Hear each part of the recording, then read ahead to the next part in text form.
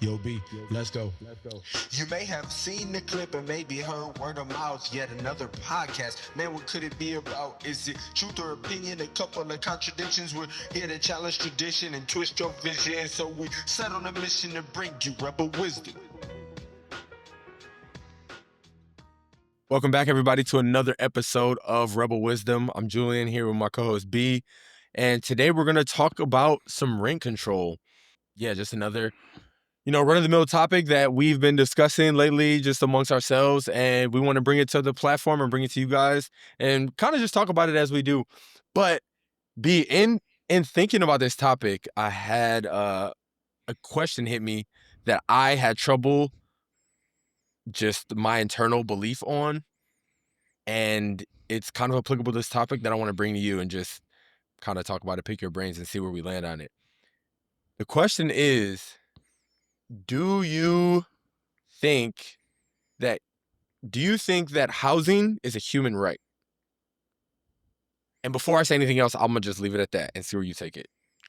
What makes something a human right? Okay, that's where I was gonna take it. I was gonna say, okay, so What do you there's all right, within the category of human rights, I feel like there's the natural rights, like the stuff you are innately born with. And then I think there's more like constitutional rights, which are things that are like maybe legally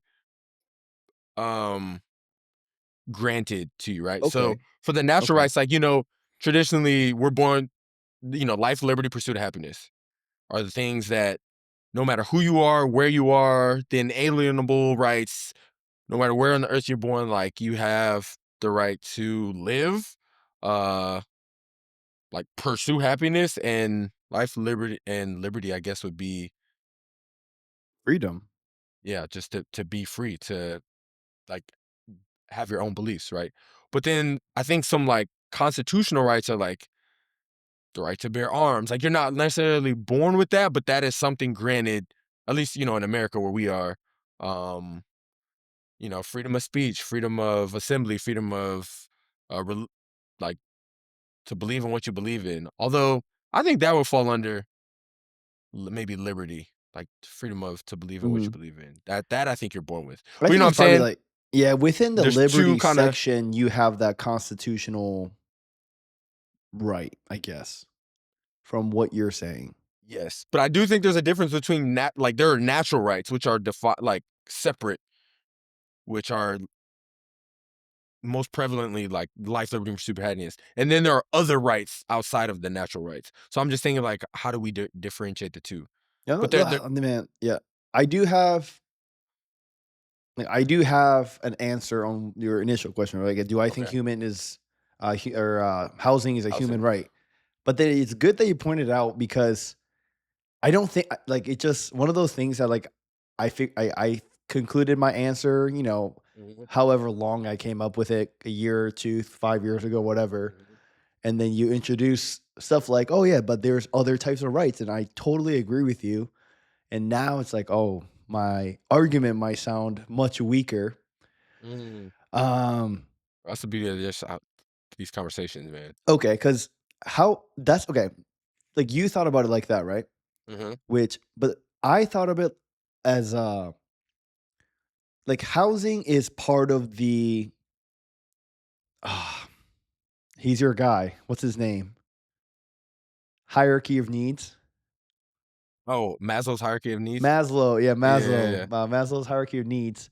And then like you would say like food, like humans need food. You cannot Right, argue about that, right, right? right, right, Humans need water. Humans need right. shelter, right? That's part of the housing and clothes. And I thought of the argument in that way, where the argument that I hear about rent control is like the basis of it is they say, hey, don't profit off housing, right? That's what I hear from the rent control activists, I guess, pro rent control people. They They say, hey, say something, don't profit off it. yeah, don't profit off housing. That's what they say. Interesting. And these are people that are pro rent control. Yes, yes. Yeah, Okay, pro rent yes, yeah, control. Yeah, yep, they say, yep. hey, like housing is something Got you. that you shouldn't be profiting, like I Okay, guess applying capitalism to. Got you. And at least from my perspective, capitalism isn't perfect. Obviously, Sure. right? We Yeah. know there's flaws in capitalism. Mhm. It sucks. A lot of the flaws suck, but it's here today pretty much because we tried everything else. And capitalism is the best out of all of those things.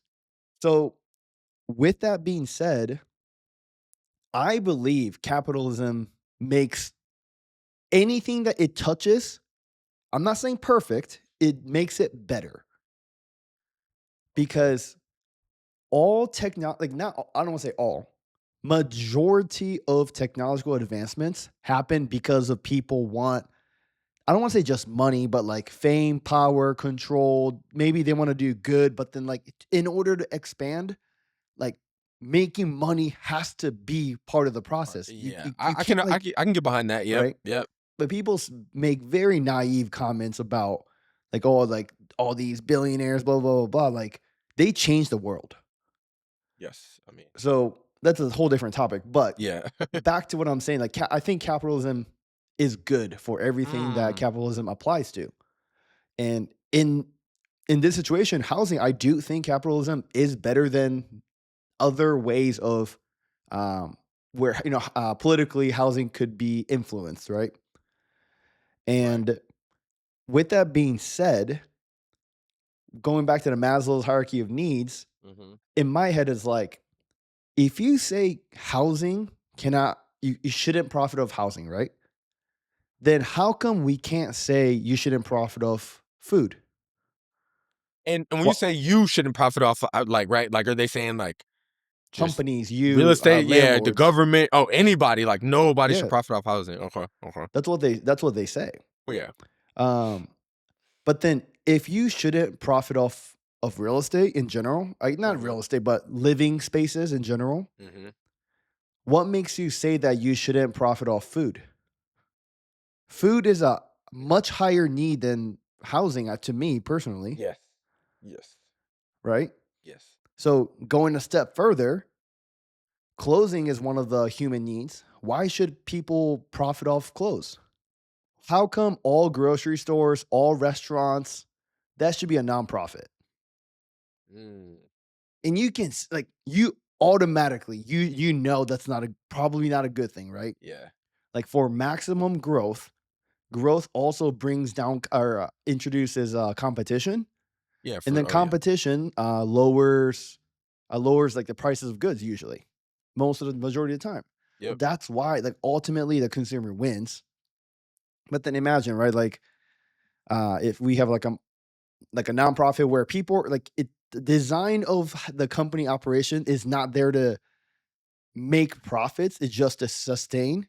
Mhm. I feel like I don't know, what's the Kroger? Is Kroger the most abundant What grocery store famous chain? grocery store, dude? You I know asking the they wrong own a one. I lot of don't know. different names, but like, like Yeah.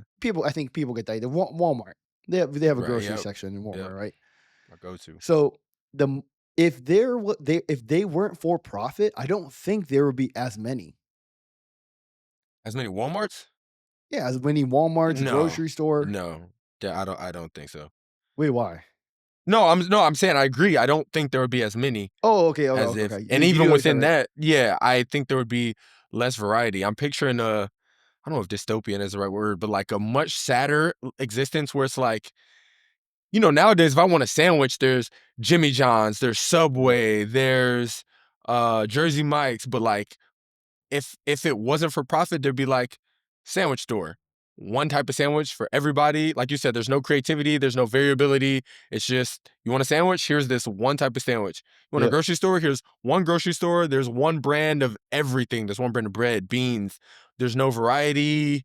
And then we get this very like lackluster society, which can go down a whole nother rabbit hole of is modern day society just like gluttony and excess anyways? Like we have way more than we actually need.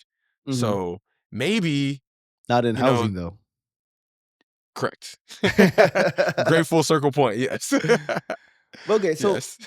you okay, going back to the Jimmy John's, Yeah. Jersey Mike, Subway, Subway, Jersey all that. Mike's, Yeah. whatever, right? You have variety, and you have like price points. I mean, the Mhm. sandwiches, there's not like too many disparities in price Yeah, points, I mean, but yeah, like probably not. you get the idea with like clothing. Right. You can literally buy Walmart clothes for like a few bucks. Mhm. But then you go to, Some designer, I don't know, Louis say V. some designer stuff. Like people are like Kanye's buying $7,000 white tees. It's Right. crazy, right? Like a lot of people could say, "Oh, that's like just crazy." Yeah. Look at housing. You have the casita style, super small, portable prefab homes that we just talked about. I think that was Mhm. last episode, That was right? last episode, yeah, check us out. Yeah, So that's one type of very facts. minimalistic, cheap, low end housing option. But you can also live in a mansion, right? Mhm. So you already have choice there. So should if you say housing is a right, does everyone deserve to be in a mansion? Like who gets to decide if Mm. right? So that already doesn't make sense. And oh man, I want to include what you so like based on that side of things, no, I don't think housing is a right. Okay. I don't think it's a human right that you're born with that you talked about because I also believe like if you said, "Hey, what do you believe like human rights are?" Mhm. I don't really think of the Constitution because this is country Mhm. dependent, Mhm. but I Right, do exactly. believe exactly what you said. Um, was it pursuit of Life, liberty, and happiness, pursuit of happiness, yep. life, and liberty? I do truly believe no one has the right to take that away from you, Right, and nowhere in there said housing is a right. Nowhere in there said food, water, clothes is a right right. because that's just how like that's evolution or survival of the fittest. Yeah, Like yeah. yeah, we're in a better place because we're in a civilized society now. But I don't really think like if you're lazy and refuse to do anything, that you should be granted free housing forever by taking from others. I don't Right. understand that. So, Okay. and then going back to the constitutional right, even on the constitutional side, like nothing says that you have to have a house or a place to Yeah. live. I mean, to be honest, if you said place to live, everyone does have a place to live. Unfortunately, someone could be their place to live might be like under a bridge, Yeah, but that I mean, right? that's like a lu that's not like a sure, a literal place, but, place to live, 4 walls and a roof over your head. Yeah, it's And typically the, but what then, yeah. So yeah. I'm trying to I'm trying to think about it from the constitutional side you said, but without including that portion of the Mhm. argument, I don't think housing is right. Okay. You said a really good stage for that. I also don't think it's a natural right, but it almost I'm trying to see if it can be derived from the natural rights. Like, I was um, just looking at, some Google things that say that kinda expound upon life, liberty, and the pursuit of happiness, and I'll read real quick. It says, "Life, the right to exist and not be unjustly killed. Liberty, the freedom to act and think as one chooses within the bounds of not infringing on the rights of others. And the pursuit of happiness, the right to strive for personal fulfillment and well-being." So within those definitions, I'm trying to see if, like, because somewhere else in just kinda looking, preparing for this episode, I saw, like, the term security. And like, and even what I just read, it said the right to exist and not be unjustly killed. Does that allude to some element of protection? And Mhm. then if it does that mean like you have the right? Do we have a right to security? Like, does everyone have the inalienable right to be safe? Kind of. That's kind of synonymous with saying like you have the right to not be unjustly killed. And then from that is like, okay, well, I mean, housing is part security. So it's like, So you know what I'm saying? I'm just trying to see. based on Mhm. that argument alone, should you have is it a right to have 50 bodyguards at you at all times? I mean, yeah, no, no, it's definitely not. Um, and that's why this is. I don't. I don't have a hard stance on this. I am also leaning towards it's not a right. Um, But then I think too, when we did an episode on UBI, Universal Basic Income, and what that would look like, which basically supplements or replaces the welfare system. The idea is everyone gets unbiasedly, everyone gets a X amount of money to sustain basic living, basically to sustain shelter and food, which in that concept, we kind of, when we ended that episode, we kind of landed on a hybrid option where it's like, yeah, we believe in UBI if, and there was like a contingency with it, but it's hard to say I would believe in that or some element of UBI, but whereas I do think everyone should get that basic need met, I guess. But I also believe in working for things, and I mean just the general idea of like not giving handouts, but basic needs. You could argue is not a handout. So yeah, this is an interesting one because I think this topic more so than others, I see both sides a little bit more. Um, but then if I had to pick one, I don't think it's a natural right, at least. And like you said, the constitutional rights, that kind of varies per country or whatever. So that's a little bit harder to get at. Whereas natural rights is like, don't matter where you are, when. Yeah, I don't. But just to put the nail on that, at least in the United States, constitutionally, housing is not a right. It's not. Whereas other places, I think it is. Okay? I'm gonna. Yeah, it's and it doesn't say outright, but there's a Universal Declaration of Human Rights. Okay, I'm looking at. I just did a quick Google search, but it said France, Scotland, and South Africa have adopted a right to housing in Yeah. their constitution or Yep. legislation, leading to improved housing conditions. So I guess I didn't do the research on that previous to you asking that question, because that was something that was like, hey, I heard the question. I was like, right before we started, I was like, hey, let's Yeah. just talk about it in the podcast, because It's a that's good going to one. be It's a a good good one. conversation. It's just hard for me to. It's just hard for me not because I don't know which way to argue about the housing, because it could go both ways depending on the argument.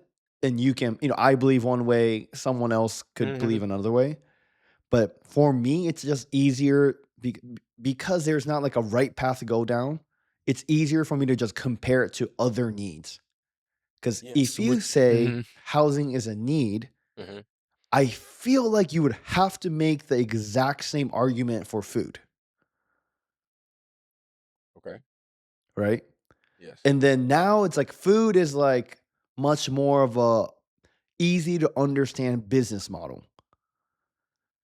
Sure. Okay. Yes. So then you just kind of work that problem out, and you know, Yeah. Um. because when we go back, I mean, food too. Like you said, how we have a crazy abundant Mhm. amount of food, at least in the Mhm. United States. Yes. Yes. I totally agree with you. I don't think many people will disagree with you. Yeah. But like, how are those food getting made? Right? Because we have abundant. Right. And then, I mean, that's an easy question to answer. Like, okay, let me follow the supply chain of grocery stores, Yeah. but you ultimately end up at a farmer, right? And farmers, like, that was one of the OG professions ever Well, for created in some human. stuff, not for all, especially today's day, so much artificial and stuff. But I mean, I would say for the main stuff, maybe farming or yeah, Well, Maine, give me agriculture. one artificial food Uh, I that mean the doesn't come ingredients. from Yeah, you natural. okay? You're right. Yeah, like cornstarch or so. Yeah, Yeah, you're right. Yeah, yeah, yeah, like potato chips comes from potatoes. yeah, yeah, yeah. So those are farmers, and you would you we would all agree that farming is a profession. Yes. What if they're like, all right, since food is a human right, like you have to Just sell, have to the farm. prices are coming down by this Yeah. amount. Now you have to provide food at a net loss. Right. I don't think that business is gonna be around much longer unless there's grants or support from the government Mhm. level, Oh, which yes, is a agree. whole different Yeah, yeah, topic, yeah. right?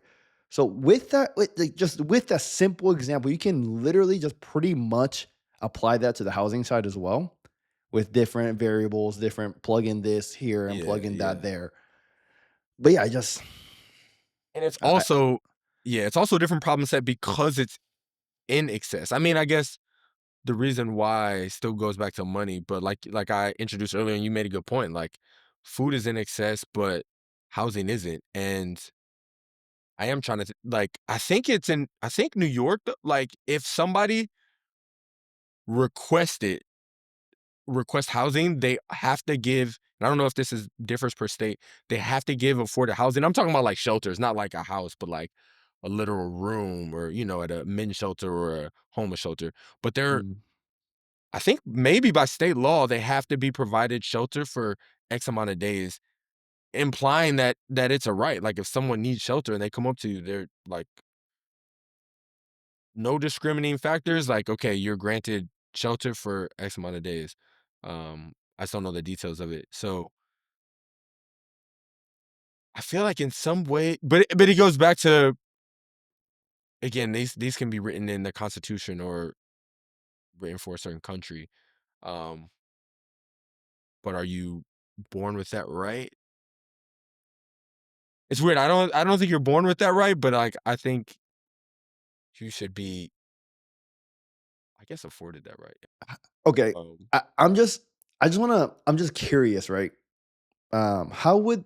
How would you said they should be afforded the right, right? it's more Is that so the verbiage you used? that is what I said. Yeah, How would how would I'm just putting you on the spot, but how would you just very simply how do you imagine that to work?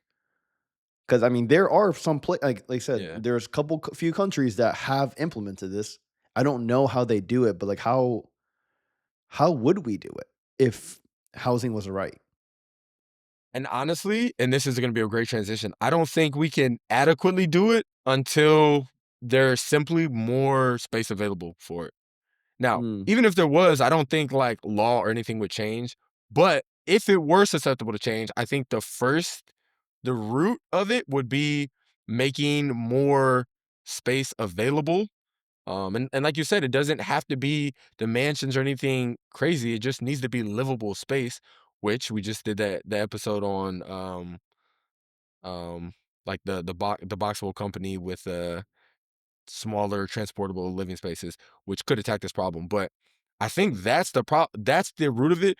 And again, this isn't an overnight problem. This is going to take years to implement on a nationwide scale, rolling out more housing and then affordable housing, which kind of go hand in hand.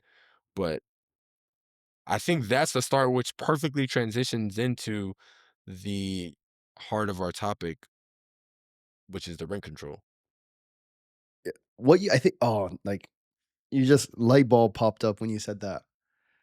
But I think that's so important not to just go over that transition statement you just made Hmm. because you said, it sounds a lot of stuff we talk about, right? It sounds good, Yeah. right? Right. Housing Yeah. make housing a right for every human being. Yes, amazing. Yes. Yeah. But then you said, but it doesn't work because there is a X problem here. Hmm.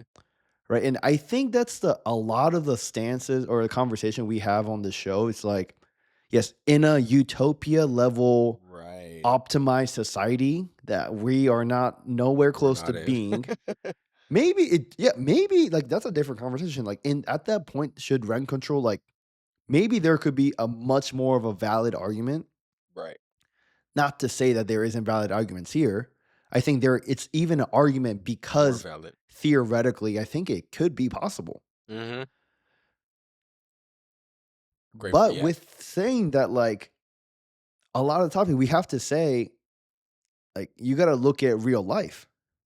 And I think that's Right. like what's like when I say no, housing shouldn't be a human right. Like I'm talking about like more in like a real life. Like it just wouldn't work. Mhm, at this mhm. point in human history. Yeah. Just like a Yep. lot of stuff that we tried, right? Like, for example, like Social Security, great idea. You work for 40 plus years, like in your like, retirement age years, like, Mhm. wouldn't it be nice to have a monthly check coming in to just support the Heck basic yeah. stuff? Yeah, it sounds amazing. And I support it, but I mean, look at the like actual state of Social Security. It's very, very, very poorly managed. It's almost like a scam. It is a pyramid scheme. And by the time we're, you know, I don't- Of that age, yeah, yeah. of age of whatever that age may be in the future, I don't even know if the Social Security like fund is gonna be there Yeah, or very well might program not is be. gonna be there. Not without So major I do, revamping, yeah. yeah. So I just want to point out I think it's very good to distinguish the difference between theoretical, hey, maybe this could work, this could not work, versus like, hey, looking at the current state of how you view the world, how I view the world, and we're coming together, but like, I don't think it's going to work in that state. Alright, well said. All right, go ahead. I like it. Um, so yeah, like I said, that I'm glad you kinda harped on that too. Kinda introduces the topic of rent control, right? We already recognize that there's a shortage of housing, um, and our beliefs or the societal beliefs around housing and how accessible slash affordable it should be.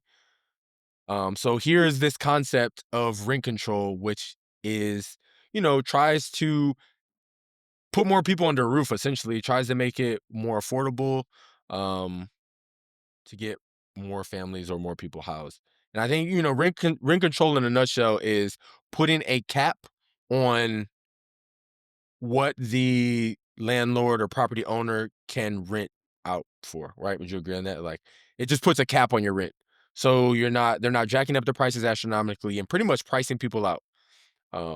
Which, right, has some obvious benefits to it. I think you would, with rent control or capping the rent, I think you would have definitely more people that would be able to um sustain living or would be able to pursue a spot to live. But I'm carefully choosing my words and saying be able to have somewhere to live, because just because you implement rent control doesn't necessarily mean there's going to be a proportional number of people that actually get houses, which I mean we can dive into. And Mhm, that might be a misconception. And honestly, why I think we're gonna rebel against rent control, because at face value, yeah, the intent is good, as most things always are with the intent. But like if you play that out long term, like what does that look like? And that's kind of what I wanna play around mhm. with. Before we get, I mean, it's already been quite a bit into the show, but could you walk me as we start the main topic of The main event. the main event of the rebelling? Can you just walk me through? You gave me the rent control, and then we talked about it prior to the show, like the definition of rent control, just to have a common ground that Right. we stand on. But then you brought up a different term, which I thought that's rent control. So could you just go Yeah, through yeah, yeah, for the sure. definitions and difference and just current day how we assume those words mean? Yes. So, and I'm not gonna read these off, but just so we said rent control is the implementation of putting a cap on rent. Whereas there's another term floating around that's rent stabilization, which is the rent is able to adjust and able to go up but it's capped by a certain percentage. So rent can only increase by 5% annually. That would be an example of rent stabilization. So we kind of look at like rent control is an umbrella and rent stabilization is a type of rent control. So if we're saying rent control, it could be, it's one of the two. It's just a form of controlling the rent, essentially. Mhm. But we just 'Cause, want to break at out that. least in the United States, I don't know if there's a place that has rent control, like where Mhm. the price of the rent is capped. I don't know if there's any place that I know of. What I've gathered Whereas is if there has been, I think there are, but it's like it was trending, is trending, or was trending down to the, like you said, there's like not really existing anymore, and it's more the rent control that we usually see is more of that rent stabilization that I just Right. Okay. described typically. Yeah. Um, And then yeah. rent stabilization. I think I mean, the most notable example is like New York Yeah. City. Yeah. Oh, yeah. You see that a lot. Yeah. Okay. So, okay, go. I'll give it back to you. Thanks for Yeah. thanks Yeah. for arguing because I'm also learning something new every day. But like, why is it good? Why is it Right. Right. Right. bad? So, like we said, I think we can start with some first obvious good reasons of rent control is not only does it help the affordability, which we kind of said in I forget what episode it was, but like the affordability crisis, if you will, that's kind of going on. Rent control could help tackle that, but it In the also short term, right? in the short term, yes, that's Okay. a very important distinction. Yes, in the short term, it's a quick fix, which I think is the allure. That is that short term. Like it sounds so good for the right now, but when we look at it long term, we'll talk about some of those effects. But another like quick thing that at face value, I think is a good pro is that it kind of keeps people in houses. Because when we talk about rising prices, you often hear of um like people getting priced out. It's like, hey, I lived here. My rent went up 1 year. Okay, my rent went up the next year. It's like, Mhm. dude, I can no longer afford to live. Like I have to move. Whereas a rent control can help, you know, help fight that. Which, yeah, that's a great thing. Um, and I think that kind of goes along the lines maybe with gentrification as well. I think that might kind of help along the lines of, again, with the concept of keeping the people that are living there, keeping them in an affordable area. Now,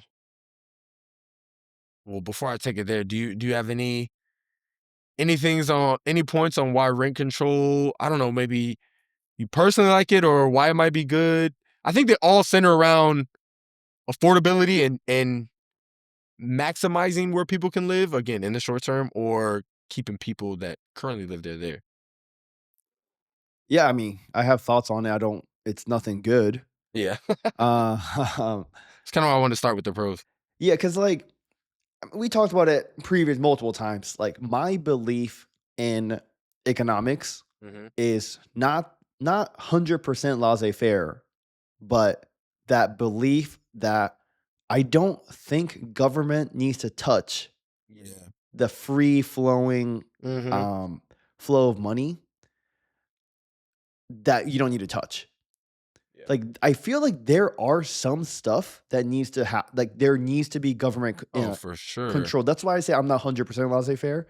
But like for example, like monopolies, right? Like I don't think there's too many people that will argue against like okay, monopoly is good. We Yeah, know right. monopoly is not bad. That's why Which is why government gets involved. Mhm. That's fine.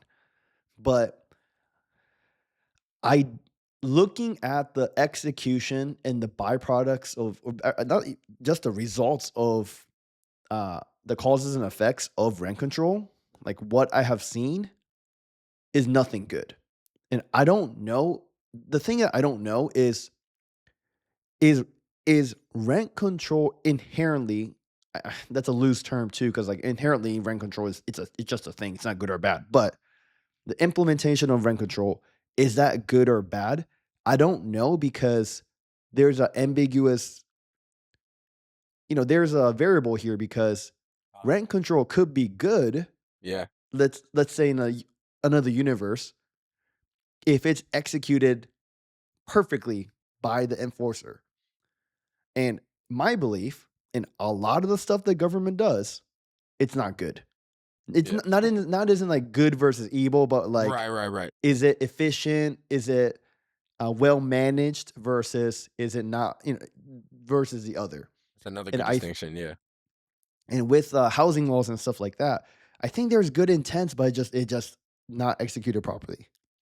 Okay. So therefore, assuming that rent control is good nor bad, I'm gonna just say maybe the execution of rent control is not good. I'm not a fan of it. at least in the United States. Yeah, I'm also trying to be very particular in Mhm. my verbiage, I guess. Yes. Yeah. Yeah, dude, yeah, I think we're both trying to be very, very specific with our words. Um, and I would tend to agree with you because again, it in addition to some of the other things I know why it could be good, right? It can prevent not price gouging, but like rent hikes. People trying to like spike up the rents. It gives you something to I guess to hold you accountable to. And another Mhm. thing I remember seeing is that it protects the people that are pro rent control, as you talked about in the beginning of the podcast, are probably um, the people that can be lumped in this more vulnerable category of the older people who are on maybe social security, who have a fixed income. So, they can't if their income is fixed and their rent keeps going up, I mean, you have an obvious outcome. Or, it helps the low income families, right? So it does help those groups of people. But now, if you take it back, as I was saying, you asked me the question, like, what if people deserve housing? How do we attack that problem? I think rent control doesn't get at the root of the issue. Um, Yeah. it's like cosmetic maintenance, and it's not. So it's just like I don't know, putting makeup on something that's ugly, and it's not like replacing the actual Yeah, thing. putting a Which, lipstick on a pig. yeah, there we go. um, so like long term, what does rent control do? Which again, I think is less looked at and less talked about. Okay. Where so like let's dive into that, right? If and this is cool because it's gonna relate to what you said earlier about if you don't have competition, or if you don't like we talked about like the creativity or the variability. And what I'm getting at is like more houses, right? I think that is the root of this issue. I mean, I could be wrong. That's my personal take. Is that, and it's not an overnight problem, as I stated before, was that we need more housing. But with rent control, if people, like you said, in capitalism, you can't profit off of it. People are going to be decentivized to actually create more livable spaces. And I think in the long term, it's going to have the inverse effect, in that you're going to have a stagnated amount of places to live, or like less. Like the generation of new places are going to dwindle because people aren't incentivized to buy new places. They're not incentivized to make better or keep up with these places they do have, because they're capped by the amount of money they can bring in with the rent control. So that's why I think it's super interesting to see like the counter effects of yeah, rent control basically. Yeah.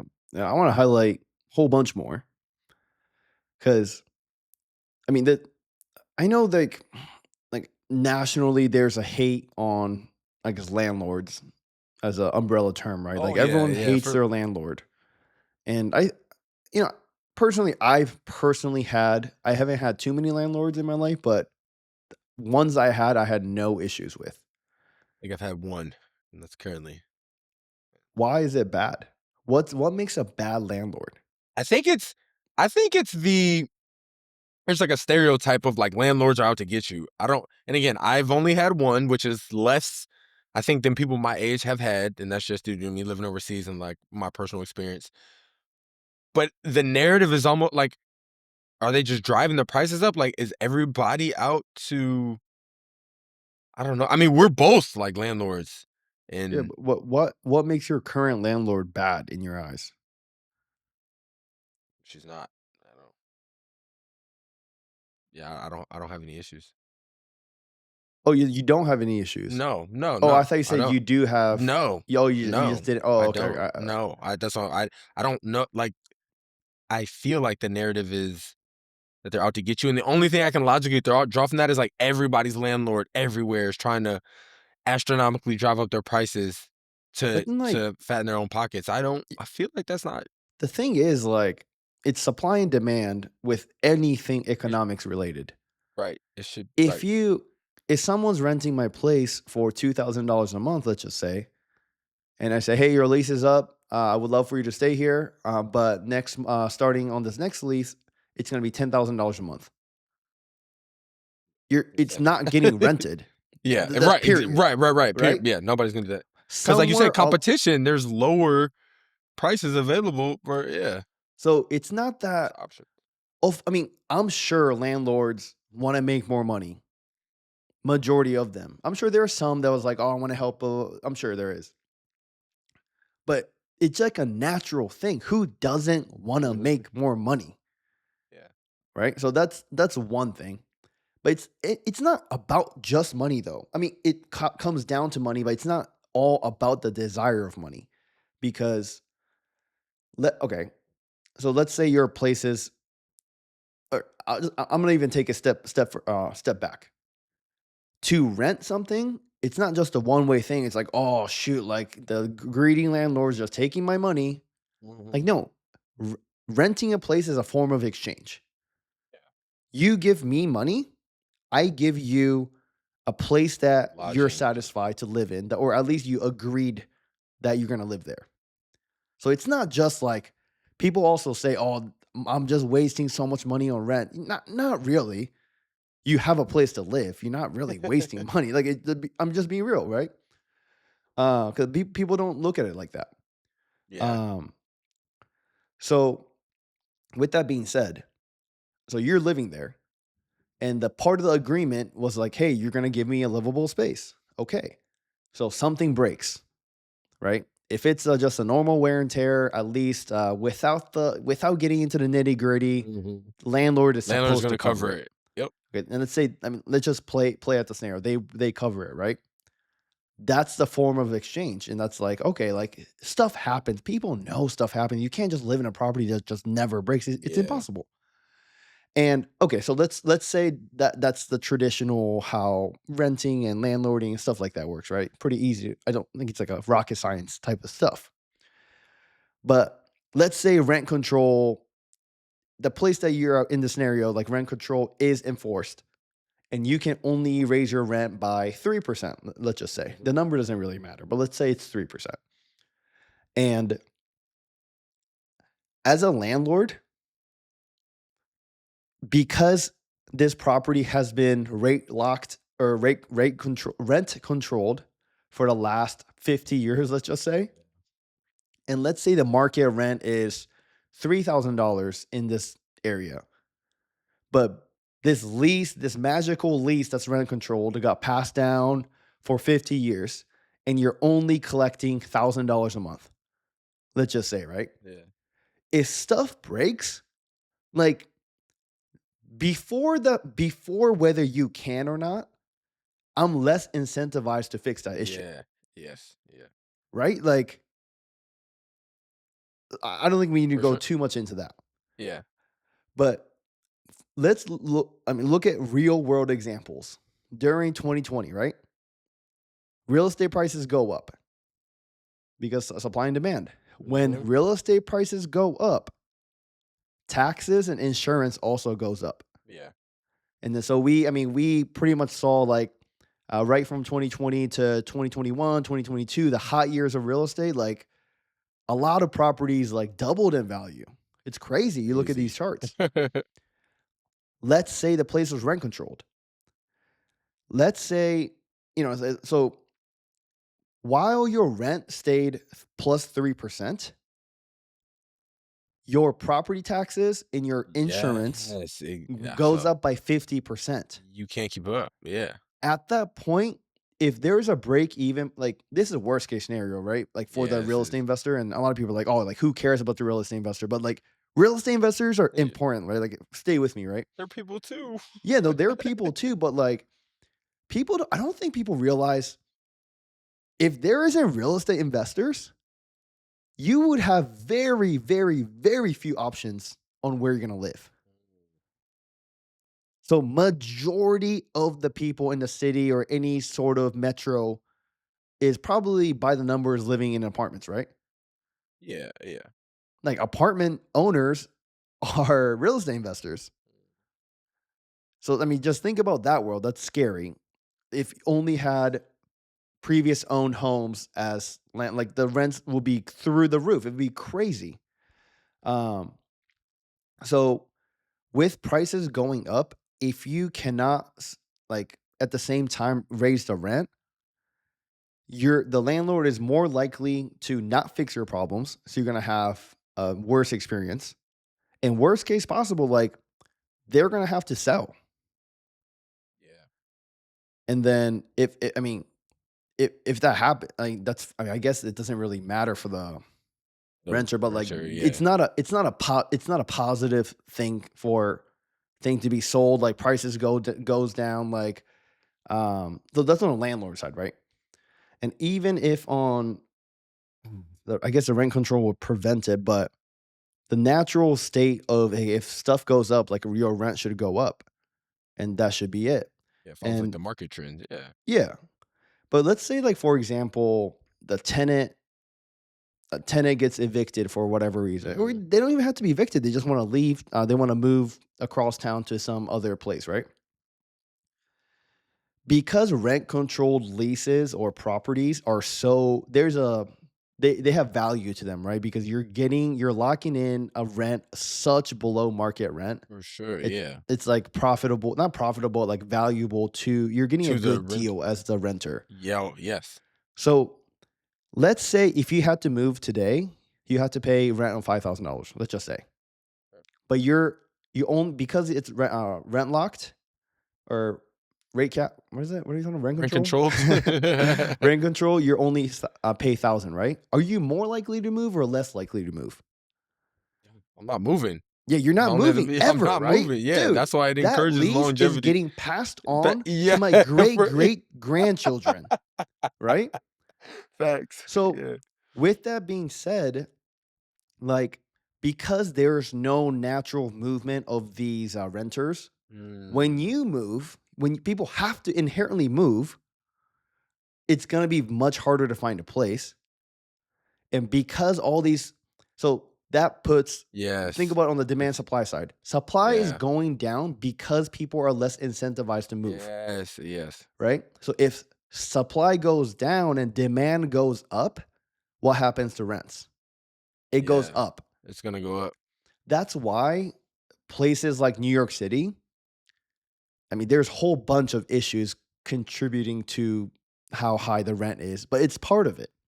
It's Mhm. part of the fact that people don't want to move, or it's like just valuable for them not to Right. move.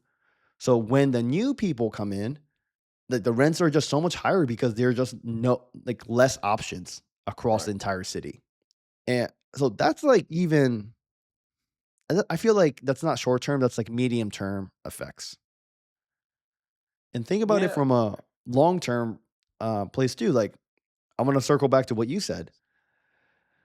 With if you if real estate wasn't as profitable as it is, I'm not saying it's very profitable or it's not profitable. I'm just saying at the current levels of profitability of real Mhm. estate, if rent control was enforced across the nation and that there's a decrease in profitability of real estate from current levels, it's not going to incentivize people to like build apartment buildings.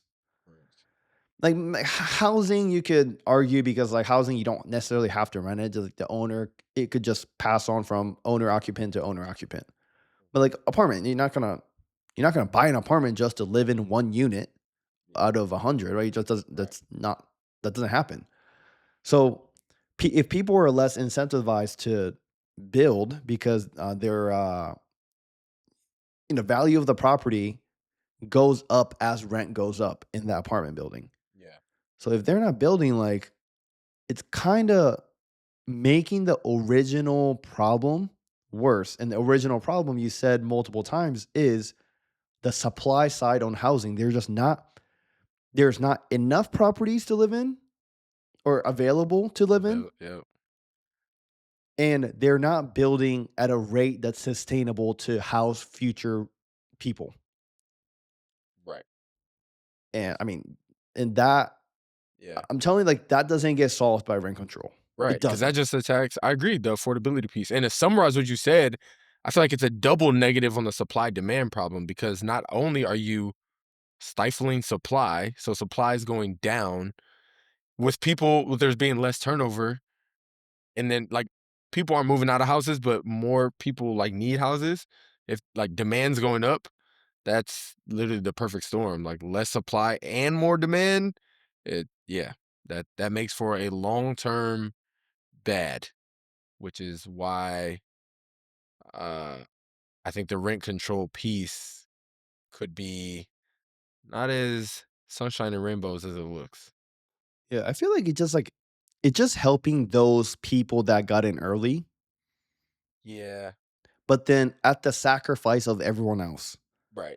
And I thought I remember seeing something that said a lot of the rent control, like a lot of places, some rent control is only like on builds, like nothing after, I don't know, 1985. Someone said like can be rent controlled, but these builds prior to that or that were subject to rent control before can continue to exist with rent control. It was some like weird stipulation like that. And then it was more, I think, maybe the rent stabilization, or like, can only go up incrementally. Mhm. But yeah,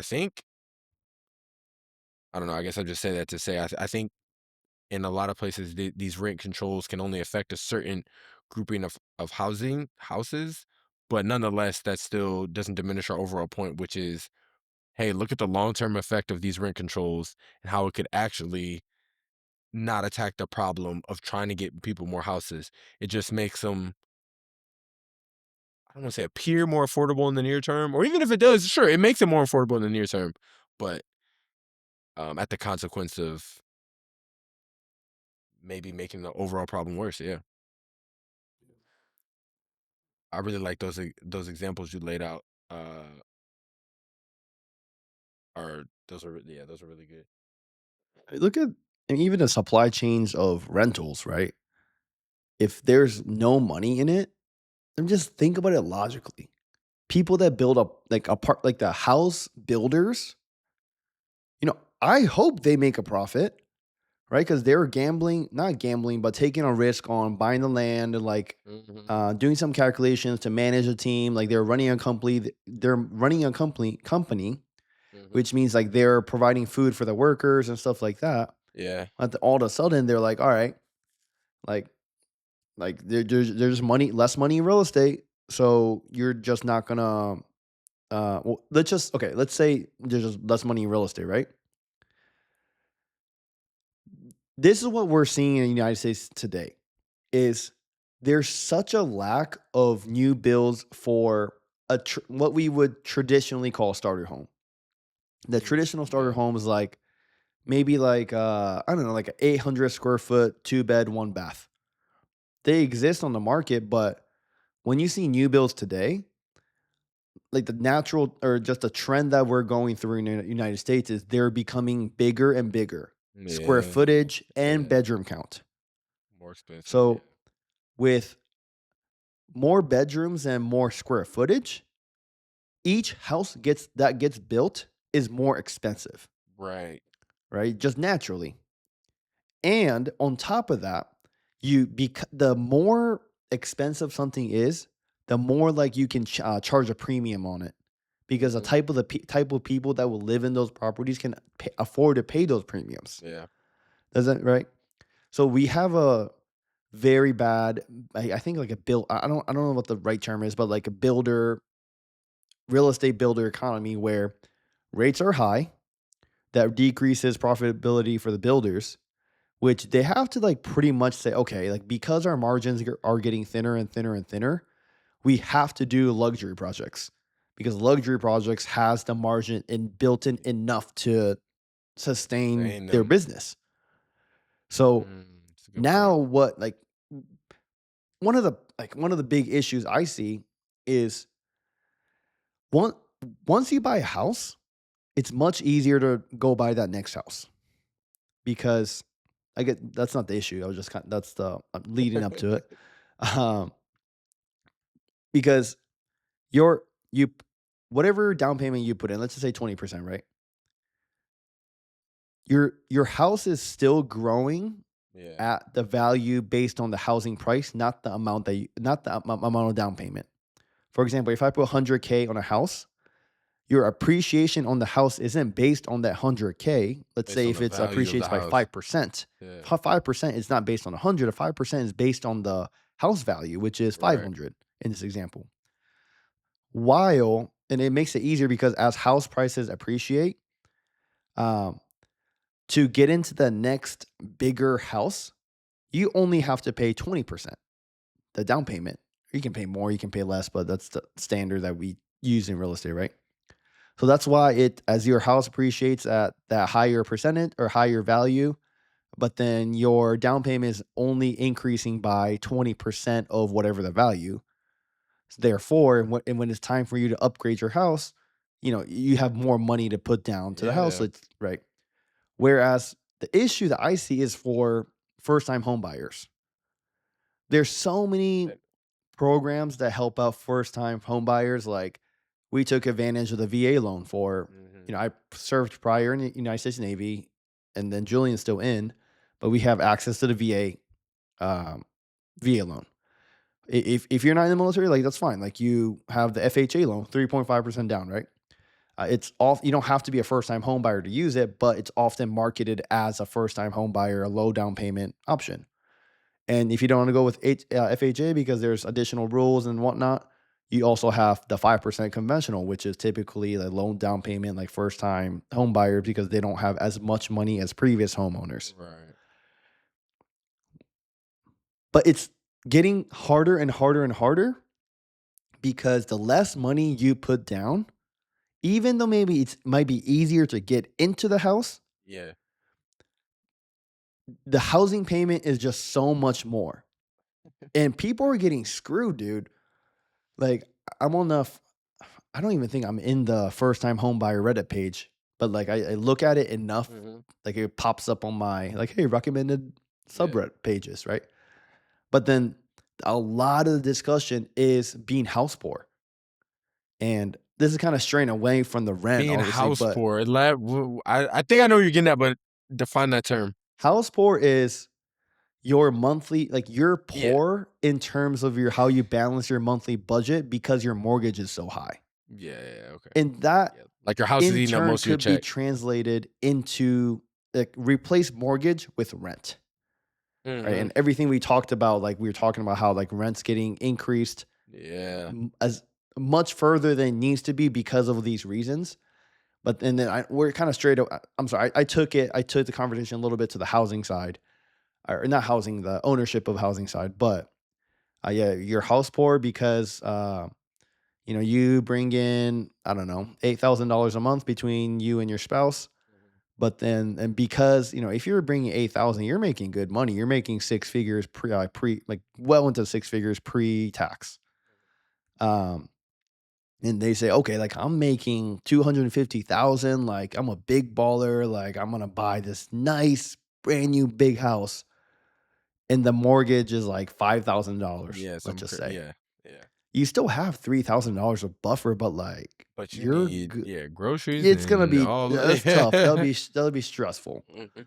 So that's being house poor. Um, Okay. that's honestly that is the It's a at least reality. what I Okay. see as like the big issues across Yeah. housing in general in America. Yeah. I, I would agree. I feel like I didn't heard it. I mean, I pretty much knew what you were getting at. It also just helps to baseline that term for that conversation. But Mhm. yeah, I think that's definitely becoming more and more of a reality. And as I am looking to, like move maybe in the next year and a half, I find myself of things like that because I hear about it so often, intentionally trying to think of like, okay, I need to make sure I get somewhere that the rent doesn't eat up too much of my check, or I'm consciously trying to avoid that, being house poor in quotation marks. Whereas that may not be, I mean, obviously it's like logical, it's just budgeting, but it's more so on my mind than it may have been before, or, more so for other people as well, where that may not have been the case. So, yeah, I mean, it's certainly a big consideration, a big piece of it. Well, which is why, like, people, you know, is say somebody is like house poor, and then you hear about like, oh, rent control. It's gonna be that shiny object that you're gonna want to jump at. It's like, oh, like my rent's capped. Like, heck yeah. Which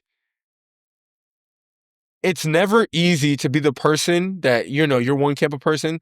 There's a solution that exists that benefits you. You're mostly going to agree with that, even though it doesn't benefit the whole or the long term. Most people, I feel like it's human nature to be like, oh, this thing helps me. Like, this is right. Like, this is good. Well, not always. And everybody knows that. But I think in practice, a lot of people don't stand behind that or believe that. It's just, again, like, yeah, who doesn't want, we all want low rent, right? Sure. But then we all want to talk about how society's jacked up or America is not as great as it seems, or, X, Y, and Z, insert complaint. And maybe it's because some of these band-aid fixes we're doing don't really tackle the root of the cause or the long-term problem. Yeah. Um, What that's do a you good question. think? What do you think it would fix those problems? Well, what problem specifically we're talking about? Are we talking about lack of housing? Are we talking about affordability? I mean, they kind of go hand in hand. Like what? Yeah, just overall that umbrella. I mean, I think we already said it. I think it's so right. That my, I guess, shallow answer would be making more livable spaces available. So that's the shallow. The deeper question would be, how do we do that? Right, right, right. And that's where I have less of an answer. But I mean, we did talk about a potential solution on our one of our what's that our last episode? Um, The Boxwell was our last yeah, episode. was it our last episode? Yeah. Where, for do a quick recap on this episode, there's a company, Boxable, that their whole business is creating these transportable, extremely small, but also modernized, like nice living units. And they can be built everywhere, anywhere. They're manufactured one location and they can be transported to another location. And they're small, they're cheap, they're affordable. I mean, that's the same thing, cheap and affordable. But they're nice, and they can be manufactured at a quicker rate, which is the thing now, is that the demand, I think, is outpacing the ability to create new homes. And this one company, which from what I've gathered is at the leading edge of attacking that problem, which I think is getting at the root of, hey, how do we manufacture more livable spaces quicker? Hmm. Um, Why is there such a delay? Or if people wanted to build houses at free will, they could. They would. when you say, are you still talking about like the actual manufacturing companies? Or you're just talking about like the everyday person. It's not No, no, no, no. Like the builders. the builders. Yeah. Okay. Because the more they crank out houses, more profit, right? Yes. So. Yeah. Yeah. I mean, But then, so yes. why don't they do that? I mean, someone's limiting them. Is it time? Is it money? Maybe they're not getting paid enough. That's usually. What I'm trying to get at is regulations. That's usually Mm, the big yeah. hindrance of builders. And the more liberal the state is, the harder it is to build because there's so much red tape. Like you heard, like California is like impossible to build. They they have to like plan the permits like 3-5 years in advance. And it just makes it much difficult. Like, sure, I mean, I'm not saying no regulation. Like, I Yeah. think there Yeah. should be Yeah. a There needs to be safety something. Yeah. standard that, houses are built to a certain level of standard for safety and Right. whatnot. But it's another one of those things. If if we truly, as a government, want to fix this affordability crisis, Mhm. there has to be some kind of give and take between the government and the builders or the investors or the real estate people. And it just it's full circle into rent control because it's one of those things that I believe the deeper the government has their hands into something, Mhm. it makes it something harder. It messes with the equilibrium of supply and demand Yeah. and then kind of Well said. goes, it doesn't take the turn for the better. So that's my I mean, it's a very umbrella catch-all answer, but, like, I think the easiest way to fix the rent issue, the housing issue, is just relax the standards. Mm. No, it's good. I mean, you say it's catch-all, but that is a pretty straightforward answer. Um, I see what I see what you're getting at with the regulations. No, I think that's good, dude. Do you see that do you foresee that happening in any time in the next 3 years and 10 months. I was gonna say I was even gonna project it out longer. I wasn't even thinking that. I was gonna say like 10 years or so, but I don't know um be I any I don't know because, I it's mean, at least the housing standards for what I know is, like, state controlled, or a state and below level yeah, have a yeah, lot yeah. to play with it. It's not Mhm. necessarily the federal government. Yeah, yeah.